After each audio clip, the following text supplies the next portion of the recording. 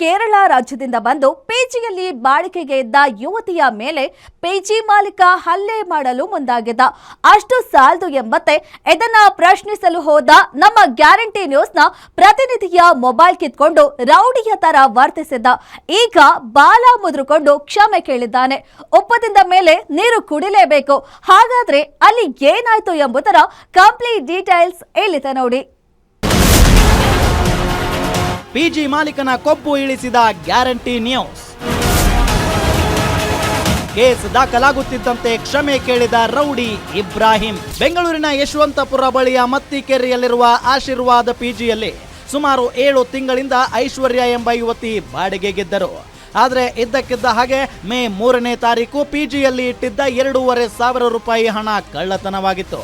ಈ ಬಗ್ಗೆ ಪಿಜಿ ಮಾಲೀಕ ಇಬ್ರಾಹಿಂಗೆ ಯುವತಿ ವಿಚಾರ ಮುಟ್ಟಿಸಿದ್ರು.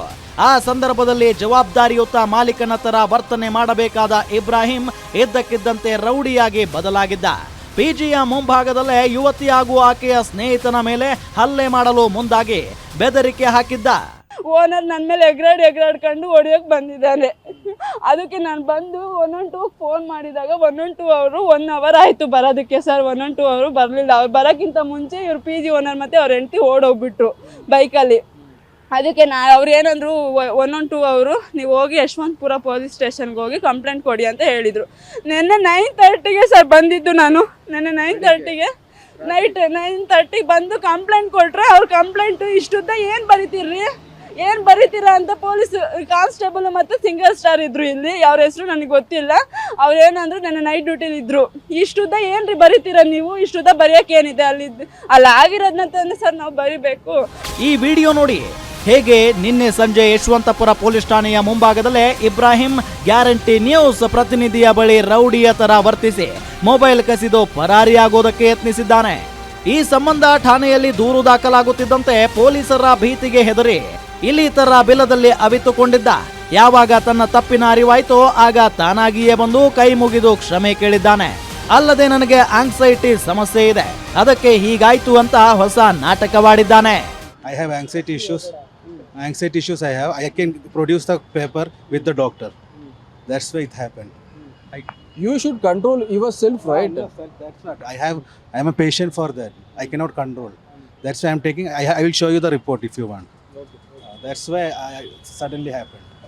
Then what do you want to say finally? Sorry for doing that. ನೋಡಿ ಇಲ್ಲಿ ಏನು ಇವರಿಂದ ಏನು ಕ್ಷಮೆ ಕೇಳಬೇಕು ಕೇಳಿಸ್ಕೊಂಡು ಮೊಬೈಲನ್ನು ನಾನು ಇಸ್ಕೊತಾ ಇದ್ದೀನಿ. ಇವಾಗ ನಮಗೆ ಸಮಾಧಾನ ಅಂತಲೇ ಹೇಳ್ಬೋದು. ಯಾಕಂದರೆ ಒಬ್ಬ ರಿಪೋರ್ಟ್ರ್ ಮೇಲೆ ಇವರು ಈ ಥರ ಬಿಹೇವನ್ನು ಮಾಡ್ತಾರೆ ಅಂತಂದರೆ ಅದು ಯಾವ ರಿಪೋರ್ಟ್ರು ಕೂಡ ಸಹಿಸ್ಕೊಳ್ಳೋದಕ್ಕೆ ಸಾಧ್ಯವಿಲ್ಲ. ಇನ್ನುಳಿದಂತೆ ಈ ಒಂದು ಕೇಸನ್ನು ಬಿಟ್ಟರೆ ಮತ್ತೊಂದು ಕೇಸ್ ಏನಿದೆ, ಆ ಒಬ್ಬ ಯುವತಿ ನೀಡಿದ್ದಾರೆ, ನನ್ನ ಮೇಲೆ ಹಲ್ಲೆಗೆ ಪ್ರಯತ್ನಿಸಿದ್ದಾರೆ. ಅದೇ ರೀತಿ ಇನ್ನೊಂದು ಕೇಸ್ ಏನಿದೆ ಅದು ಚಾಲ್ತಿಯಲ್ಲಿರುತ್ತೆ. ಈ ಒಂದು ಕೇಸ್ ಏನಿದೆ ಇದು ಇಲ್ಲಿಗೆ ಇತ್ಯರ್ಥ. ಲೈಸೆನ್ಸ್ ಇಲ್ಲದೆ ಪಿಜಿ ನಡೆಸಿ ಹಣ ದೋಚುತ್ತಿದ್ದ ಆಸಾಮಿ.